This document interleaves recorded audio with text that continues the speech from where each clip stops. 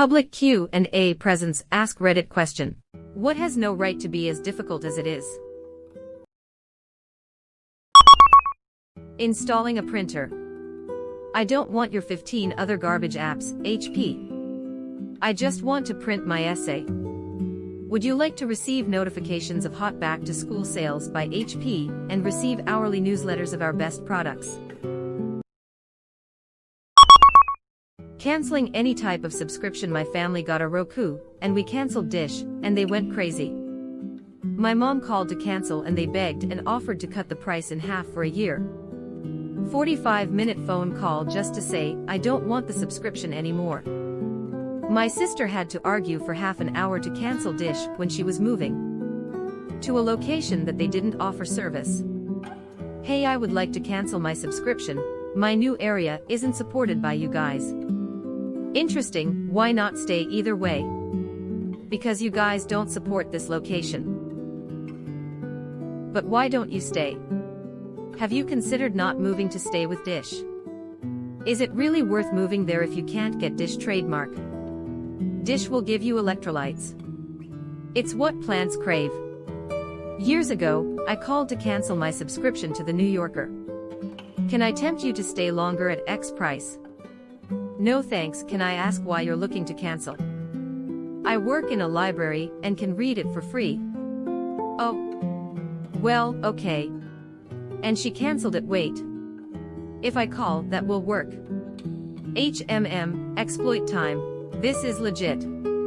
People won't try it because it sounds too easy, but they'll forward you to a customer retention specialist to give you a deal too good to pass up. It doesn't hurt them at all, because they're ripping everyone off on both ends of the chain. Really? I tried this with my cable company once after reading a post like this.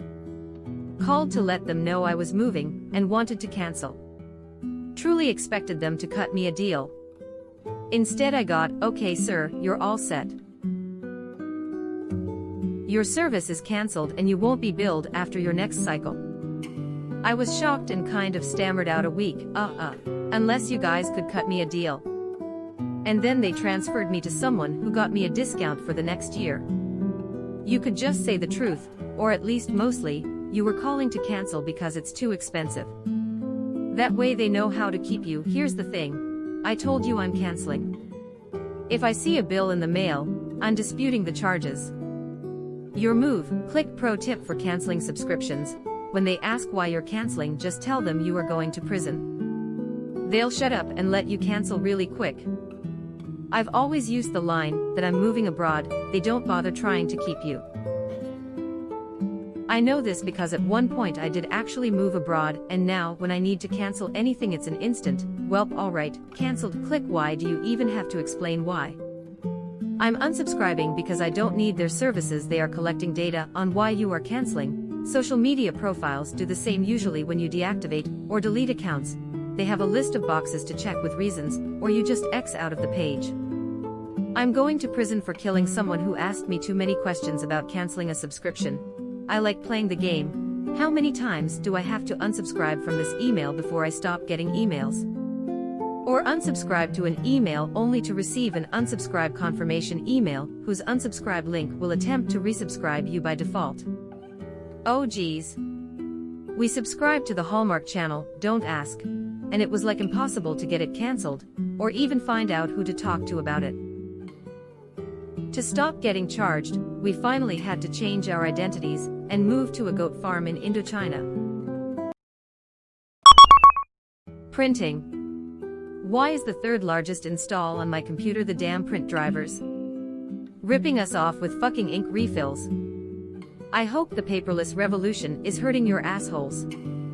Get laser, one-time investment, lifelong printing without issues. I'm going to curse myself with this, but I've had a HP for over 10 years now. It held up great through my kids' homeschooling last spring. It is a fucking miracle at this point. If you can find an old 15+ year HP laser printer, hold on to it. Those fuckers will print until the apocalypse.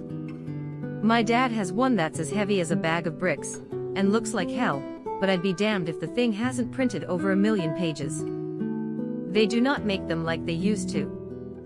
Got to love planned obsolescence. I've been using printers for at least 30 years.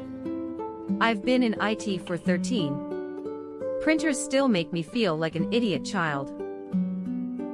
They are all of the devil, and have been put on this planet to torture us for our hubris in inventing the microchip. Or something. IT now for nearly 25 years, 2 degrees and numerous certifications. Dealing with printers makes me question if I really know as much as I think I know. Also, they're the reason I drink. Applying for jobs, having to type out your resume 2 times and submit your formal resume, and then doing this over and over for every job you apply for. Please upload your CV. Okay, now please get to the next page, where you copy-paste directly from the CV. Now fill in this section on why you're excited by the prospect of working here. So now you've been selected for a phone interview, tell us everything in your CV. Great phone interview. So now you have an in-person interview, but we haven't read anything in your application, so why don't you explain your CV in great detail for us? Dude, it's 2 pages, font size 12 with double spacing. I spent 6 hours writing the damn thing, please take 2 minutes to read it. Last time I was looking, there were definitely application portals where I just got 2 or 3 steps in, and just closed it due to the laborious nature of the interface. I figured if that's the bar for entry, it probably doesn't bode well for how the rest of the company is run. Pray you never apply to anything that needs police checks or security clearance. Multiple pages separate to the existing resume/CV/cover letter that involve backtracking your life and friends and family and whereabouts. Oh, you have to get documents confirmed by a justice of the court/judiciary, and that's like step 1. I used to work at a nuclear power plant. The application process took about a month at 40 hours per week before I even started my first day. During the application process, I got drug tested 4 times, had to take dozens of psychiatric tests, and had interviews to psychologists. It was fucking brutal.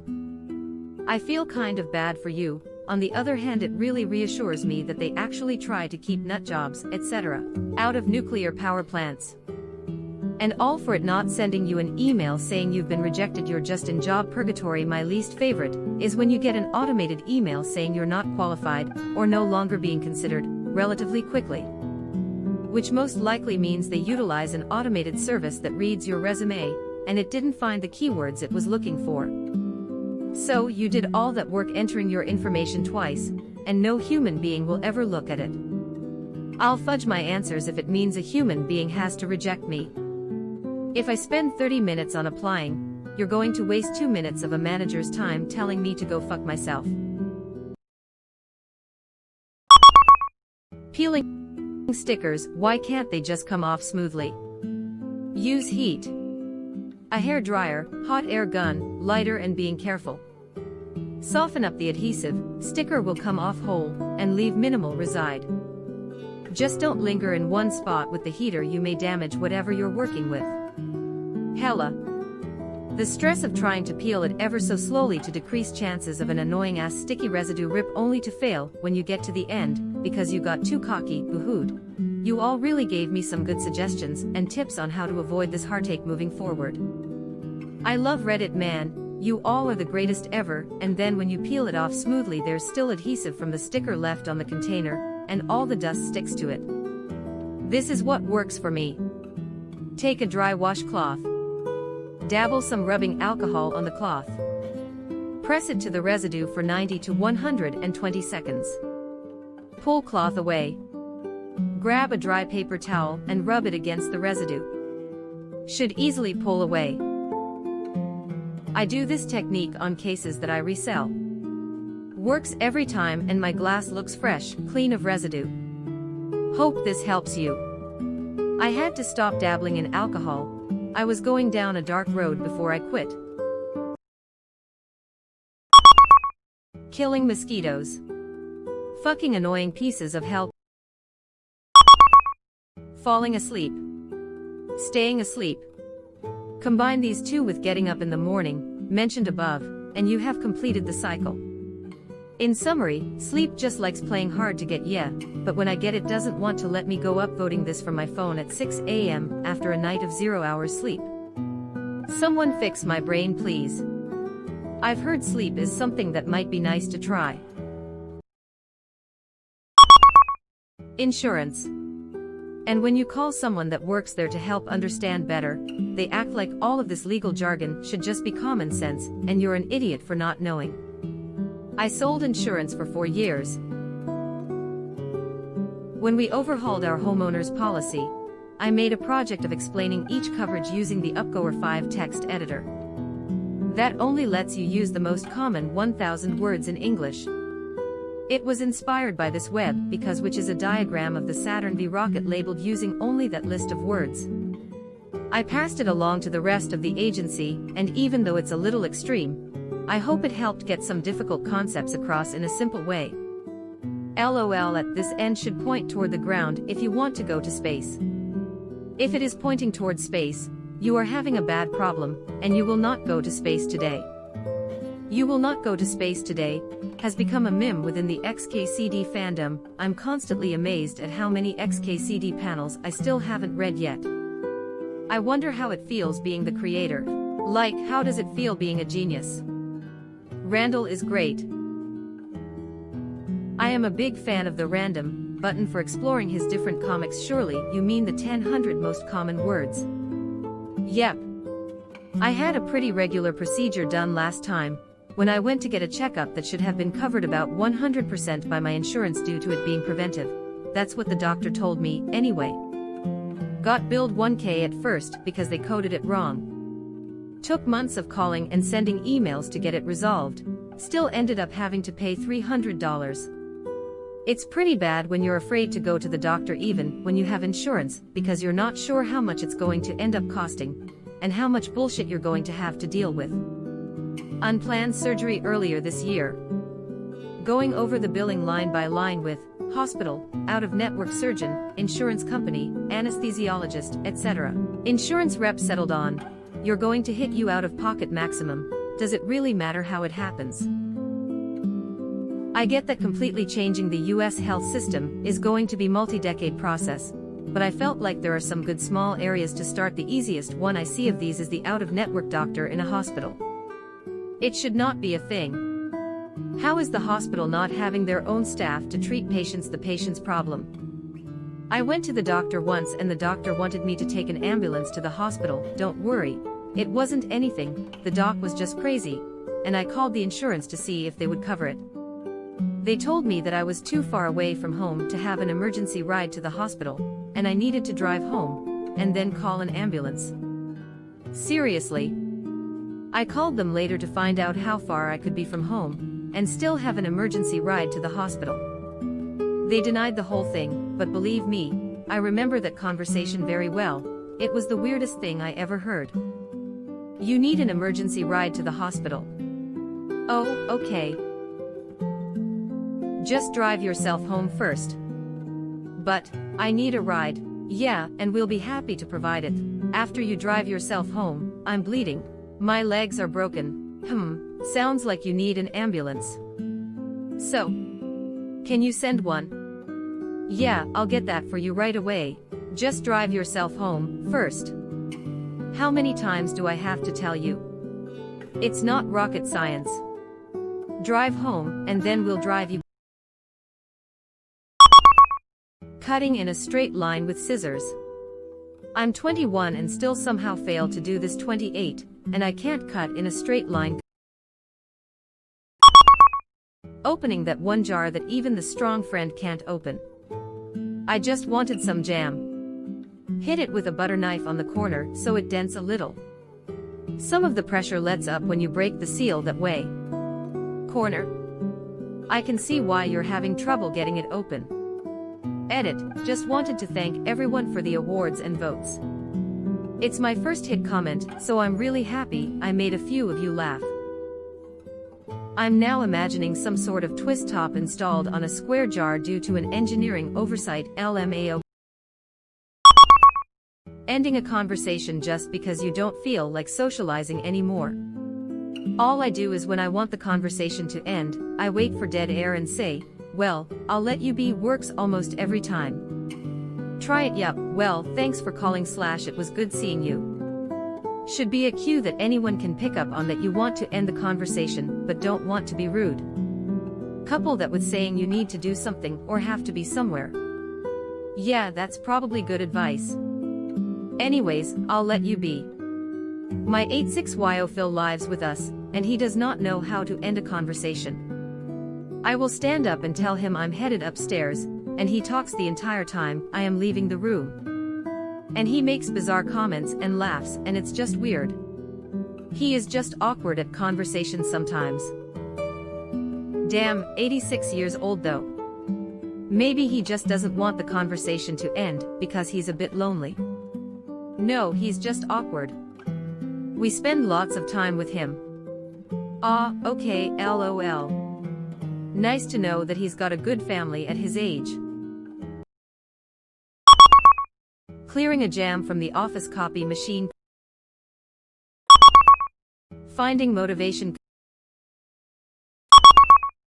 Losing weight. It feels like it goes on fast and takes blood, sweat, and tears to come off. Here's a way to put it into perspective. When you run, you use about 100 calories per mile. A full marathon is 26.2 miles, ergo 2,620 calories. To burn 1 pound of fat requires you to burn 3,000 calories, so a full marathon doesn't quite get you there. Time spent doing marathon: 4 to 8 hours depending on fitness. A large steakhouse beef dip from quinoa circa 2012, when I last had this sandwich, eating them 2 times a day, has about 2,400 calories in just the sandwich. Time spent obtaining and eating sandwich: 15 minutes. You can't outrun the fork. Crying face was really convenient for the millions of years of mankind, before the 1700s to 1900s, agricultural and industrial revolutions. Now in the age of artificial sugars, mass production, office jobs, and the automobile. Not so much. I might be wrong, but I don't feel like buying a house should be all that complicated. We've just started the process of looking, and I already feel overwhelmed. Edit, thanks for the award. I would also like to add, after reading the majority of the comments, I realize that purchasing something as large as a house should have some level of difficulty, but it seems like just too much sometimes. I agree there should be high standards, but it shouldn't cause the amount of stress that it does for some people. Certainly, the experience will be different for everyone, and of course, depending on location/city can make a difference. I did not think this would spark as much debate as it has. I also find it incredibly thoughtful how many people have expressed wanting to help. I don't mean just here, but in my life. When I tell friends or coworkers that my fiancé and I are looking, everyone is quick to tell me who they used, and that they will be happy to connect me with them. I think it feels more daunting right now because we're not certain where or how to start, but hopefully once we get that figured out it won't be as bad. Yes. 1,000 times yes. I was pregnant and on a time crunch. We were moving over 300 miles away, and I had a week to look at houses with my husband before he left to go to Germany. My original mortgage broker was on vacation, so the fill-in guy was running through the script rather fast with me, and he asked, "Do you understand?" It was something about escrow, and I was hitting down a lot of notes, but I burst into tears and told him, "No. I just need a couple hours to go over everything and I'll sign the documents when I'm ready." I vaguely heard him awkwardly stammering as I hung up. I hoped that call was recorded for training purposes. I had myself a good, heavy cry in my hotel room, pulled myself together, Googled escrow, and by the time my husband got home from the new facility tour I had documents, definitions, layman's terms, and a plan. And I was down a box of tissues. Starting a serious exercise routine. Like you're giving your body literally what it needs to be healthy, and it pays you, leaving you semi-crippled for weeks. Oof, I feel this. I need to start getting back in shape. I have the time, just not the motivation. I've been dealing with a leg problem for almost 2 years, so I'm kind of limited, but hopefully that'll be solved soon. I need to be doing core and arms. No more 0 days. Large victories are built on a foundation of smaller victories. Put another way, take care of the little things and the big things take care of themselves. Even if you just do 10 push-ups and then nothing else all day, at least you know that you've done something that day. Once the basics get a little bit easier, you'll begin to see the effects in your body shape in the mirror, which will give you more motivation. That will make you work harder, and the changes will become more drastic. And so on and so forth. Start gently and work your way up over many weeks. Getting out of bed in the morning trying to find a good reason is just too hard. Guess I'll put my sweatpants on and move to the couch, where I can binge watch Netflix and read about how fucked up the world is on my phone. Don't tell everyone my daily schedule. My bladder makes sure I do, suddenly realizing the bladder's true purpose is to stop depressed people just laying down until they die, and getting out of the shower after it took you so long to get in. Not having hot water is a great way to avoid this problem. Getting unwanted apps off my phone. Disabling OneDrive on Windows 10. I don't want it on. It's full, all it does is bitch about being full, and make it where when I click on my images in my regular folder, I can't see their icons. Entry-level job applications currently have a great job in IT. But 8 years experience in my field, and when I see the job postings for lower tier people than I am, they ask for more than I know. It's crazy. Getting mental health treatment without having to fight everyone on the way in a test of your determination. This is so true. Last year, I was having a really difficult time with some family stuff.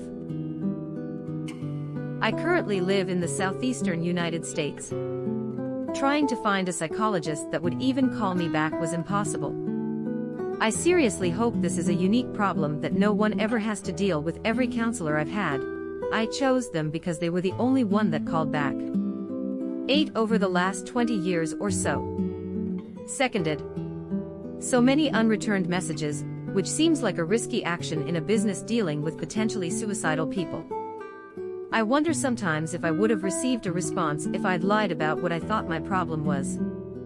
I'm in the UK, and a few years ago, I was taken to hospital after a suicide attempt, and after I was alright again physically, they just decided to let me go. I was given no kind of help at all, and keep in mind, I was about 13, so it wasn't like I had a say in what happened to me, and I was put on a waiting list to see a therapist, but the waiting list was a year long, and I never saw one until a few years later for some other crap. Period. I dream of not having the sometimes unbearable pain, and all this fucking blood to clean up every time. I once passed out because of that. I was unable to call anyone to get me painkillers. Edit. I thought some of you might need tips for cleaning blood on fabric. First, synthetic fabrics are the easiest to clean. It's plastic, so the blood doesn't stay long on there. The sooner you wash the blood, the better it is. Just wash it before it dries. Use cold water. Warm water will literally cook the blood, and then you can't remove it anymore. What I usually do is rinse it first with a lot of water to get rid of what didn't have its chance to stay. Then I usually take the good old soap. This isn't a joke, old soaps are way better for this, a solid brush. I rub wet soap on the cloth, and then I brush it. It helps removing a lot. I rinse it, let it in the water for a solid 30 minutes, and then rinse it again. Goes next in the washing machine.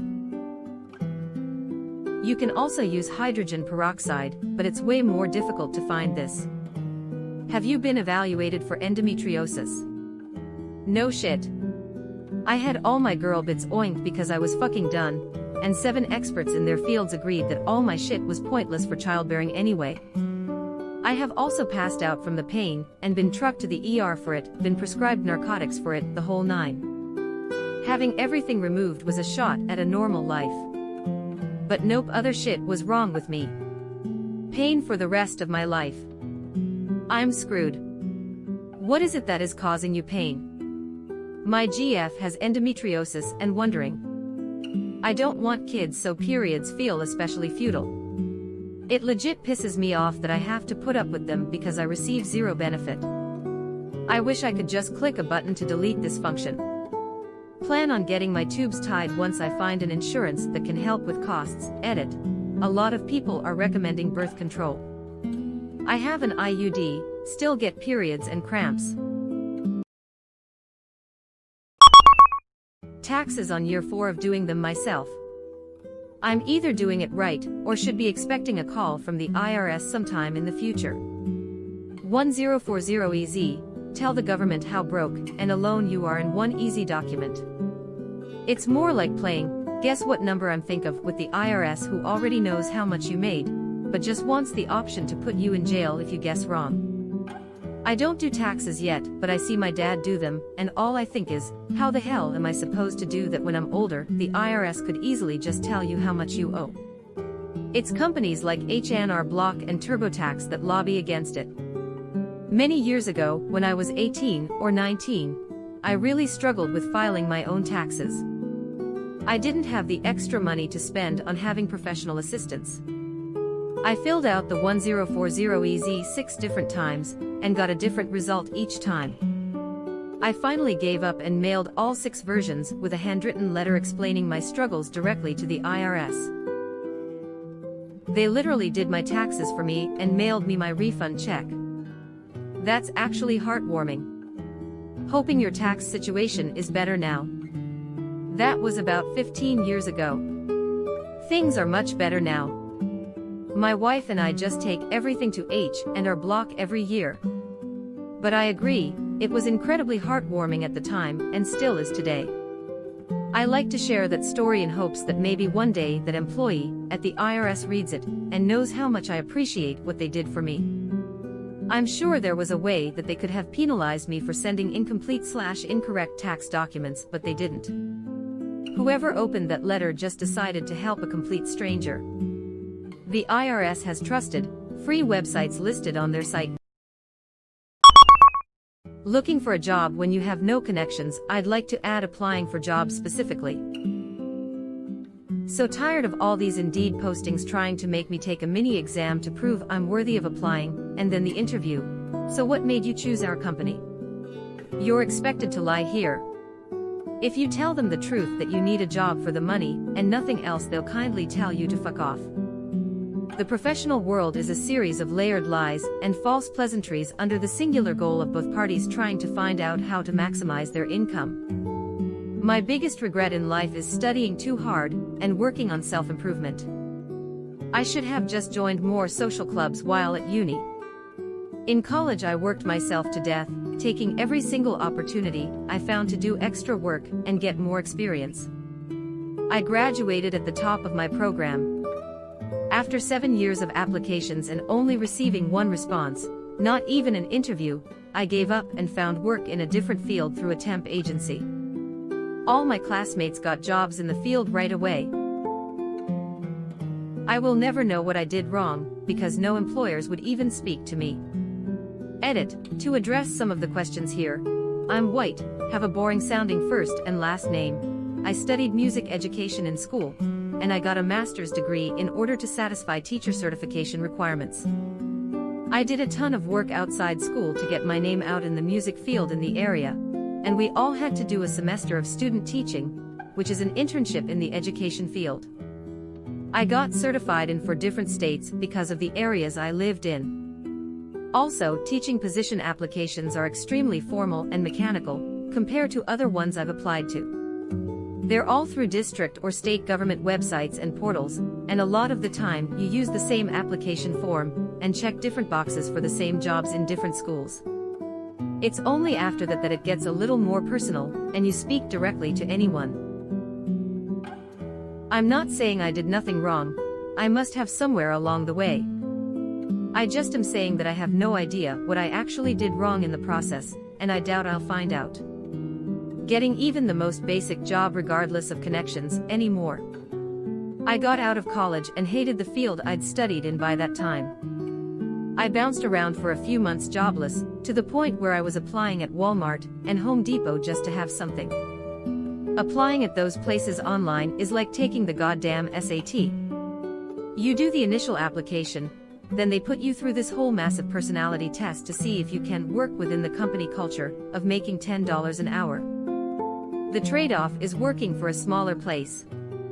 I could easily make way more than I do now with zero experience working for some five guys and a van plumbing company doing bitch work, but they're exempt from providing health insurance or any other benefits. It's terrifying to me how many people with families/kids are running around doing dangerous trade work with zero health insurance, life insurance, etc. Dude, I fucking hate those damn tests/questionnaires. It's so annoying, waste of time in an already tedious process and easy to lie. But I guess they're there to eliminate the absolute dumbest of the dumbest people. Can't get a job because you don't have experience, because you can't get a job because you don't have experience, because you can't get a job because you don't have experience, because you can't get a job because you don't have experience, because you can't get a job because you don't have experience, because you can't get a job. I don't understand why a large portion of undergrad internships require you to have some previous work experience in the field. Isn't that what an internship is for? If I could upvote this 1,000 times, I would. Over the past 3 years and probably 1,000 applications, I've only ever gotten one call, and that quickly fell through. But people with no qualifications but happen to know a guy, hired immediately. Leaving a restaurant with my family. Okay, meal is over, let's say our goodbyes and head out. Okay, standing next to the table, let's say our goodbyes and head out. Okay, just outside the front door, let's say our goodbyes and head out. Okay, made it to the parking lot, let's say our goodbyes and head out. FFS, just say bye and walk away. Why is this so hard? I see you've met my grandmother. Mine's like, welp, I'm tired, let's go home. Oh, we're still eating. Well, I'll just take a nap here then. After it took 45 minutes to get her to leave the house to go to said restaurant, as it would be too embarrassing to go in whatever clothes she had on. One time my grandpa just stood up in the restaurant and started leaving. We hadn't eaten yet. We were like, okay, you want to go? But we haven't eaten, and he apparently thought we live close to my husband's sisters, and it takes at least an hour to say goodbye at the end of visits. Our kids have learned to not bother getting ready to go until the second or third time asked. Fuck, I hate this so much with my in-laws. At my parents' house, we'll say goodbye, we'll walk out, they'll maybe see us to the door and we leave. It's fast and easy. At my in-laws, we have to do all the goodbyes to every single person, and God forbid we're the first to leave because that takes even longer. Not that this ever happens, because for some fucking reason we have to be the ones to shut down the party every goddamn time.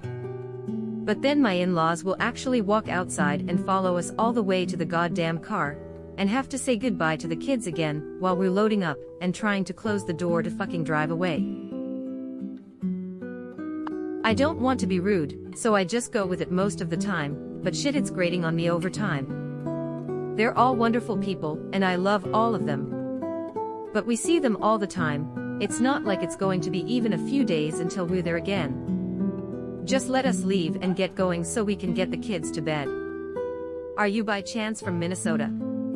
LOL, that is a classic Minnesota/Midwest goodbye. In the upper Midwest it's called the Norwegian goodbye. I'm much more a fan of the Irish goodbye, where you just leave without saying anything to anyone. I've learned this at the bar. Pay the tab, walk out the door. No fucks given, no buys. Otherwise, it's oh noose, let me buy you one more, and then suddenly it's Thursday, and you're in Key West. I prefer the Tokyo sayonara, where you only say goodbye to the cat. Getting a job with no experience. Edit, holy fuck, I went to be with about 400 upvotes. Thanks. Search for entry-level jobs, all the listings require 3,4,5 plus yo. Kill me. No lie, I've seen internship postings with 5-year EXP requirements. When I see something that has 0-1 year experience, I look at it with skepticism. The job hunt has me all kinds of fucked up. A couple weeks ago, I was looking at an internship for an environment technician that wanted a master's in environmental science, as well as an engineering degree or finishing an engineering degree within the next year. All for the great starting pay of $16.50-18/HR. So basically 8 to 9 years of higher education for 16.50/HR. The preferred candidates needed 2 years of experience. So fucked up.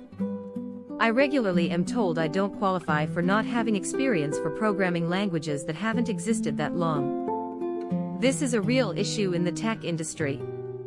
LOL. Like that time IBM posted a job ad requiring 12YRS experience with Kubernetes, a 6-year-old programming language. Like, sorry IBM, but that is an impossible request. I feel like these people don't understand what entry level is supposed to mean. It reminds me of this one post I saw. A programmer mentioned how he was not qualified because he needed more years of experience in a programming language than years since the language was invented by him. Edit, this was a long time ago I saw it. I don't remember any more than I said in my comment. Entry level in their minds refers to the pay, not the prior experience in the field. And they pay $14 for 5+ years of experience. And then these same companies sob and cry about how hard it is to find good employees. Haha, we had a meeting at work once about how to attract younger people to factory work. They asked if we had any ideas. I flat out said pay them more. They said, well, we're competitive with the market. I'm like, which market? Cause it's either they make $11 an hour sweating their ass off here in 110*F heat and absolute filth shortening their life, or make $11 per hour plus commission selling cars or TVs. They then said, well, it's competitive within our field. I said, yeah, when you factor in rural Alabama where $11 per hour is like gold, that pay doesn't fly around here. You guys need to be competitive within a set mile radius of your site area, or they will go sell used cars at name local dealer for the same money working in AC and go home clean. We need to attract more employees. Ideas. Pay more, no. Something else. We've tried nothing and we're all out of ideas. Okay. How about better benefits, then? No, not that. I knew a guy who never was late or missed a shift at a second shift gig. He was always making his quota. But his area has no fans. This summer, like 99 degrees outside, so inside must have been insanely hot. He asks if they can move one of the fans to his area since day shift was gone and weren't using them. They said no, these fans had to stay in that area. He asks if he can bring his own. She says no, doesn't want to have to step around a fan when she walks to her office. Dude put up with it for another few days till he nearly passed out. He walked out on the job. Started shopping for Instacart, and made more per hour than on his own schedule with no boss. Factories are horrible. It's too bad we needed them so bad. Jobs require experience, but how can you get that experience without a job? It's tremendously difficult. Took me 9 months of job hunting, and who knows how many applications to land my current job. One manager finally took a chance on me, when I had no experience in the field and didn't technically meet the requirements. She was the first person to look seriously at my life experience and trust me when I described skills that would carry over. We need more people like that in the hiring process. I had actually been rejected from an easier, lower-paying job at the same company just a few weeks before. That manager said I would be the perfect candidate if only I had spent some time in the field. Well, I found someone right downstairs who would give me the time. I've had my job for a year, and I'm great at it. I would have been great at most places I applied to. I just needed one person to open the door. To anyone still looking, good luck. Job hunting sucks, and I hope you find something soon.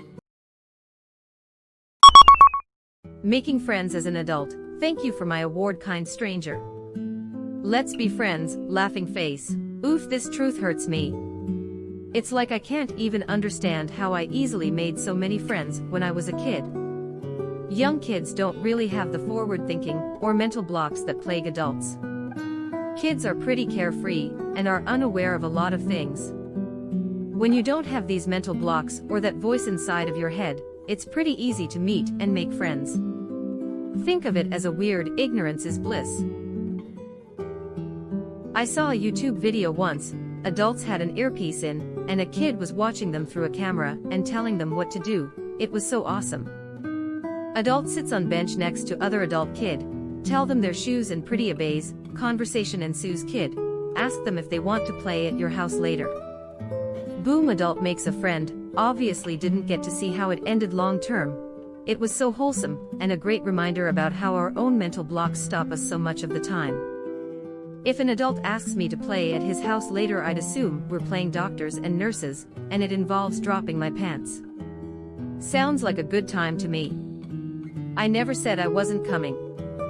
Yes, this. Never would have thought this would be so damn difficult. Childbirth.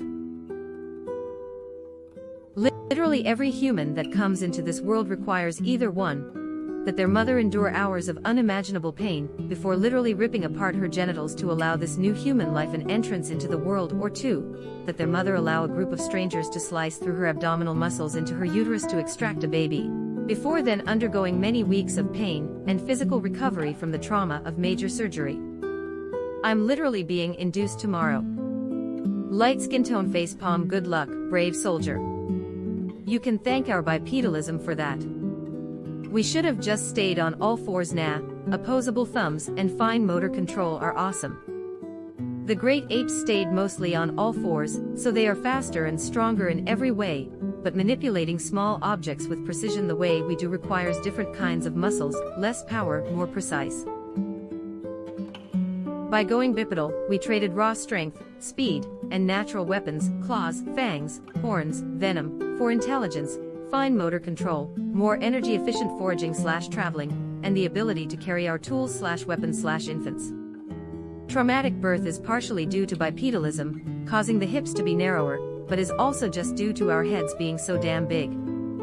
Got to have a big skull for our giant frontal lobes. Just be glad that evolution worked out in such a way that we are basically born still a fetus, and are just able to survive outside the womb. If we wanted to be born at the same stage of cognitive development as newborn chimps, our gestation period would be roughly 20 months. Also, growing a person inside you is very expensive to your body. The energy demand of the mother's body, and that of their unborn child, would likely exceed what she could sustainably provide. Fetuses are literally parasites, and will take as many nutrients from the mother as they can, even to the point of killing their mother. The mother's body limits what the fetus can take, so that it doesn't kill them both. At some point it is unsustainable, and thus the eject button, labor, is pushed. TLDR, human fetuses got big-ass heads, and suck up calories like a fat kid at a buffet.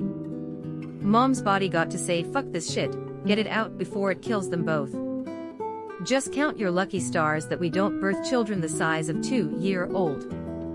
Edit, thanks for my first gold, stranger. Glad I could entertain so many of you with my sleep-deprived ramblings. You people are awesome. Leaving a party/social gathering. I wish it wasn't considered rude to just fucking leave. Edit, so this blew up a bit, kind of feeling Reddit famous. I should let you all know that I live in one of those close-knit families where everyone gets a hug goodbye, or at least spoken with before leaving. There is no set host because everyone plans these things. I guess at most, the host would be whose house we're at. Finally, thank you for not beating up my Spanish comment.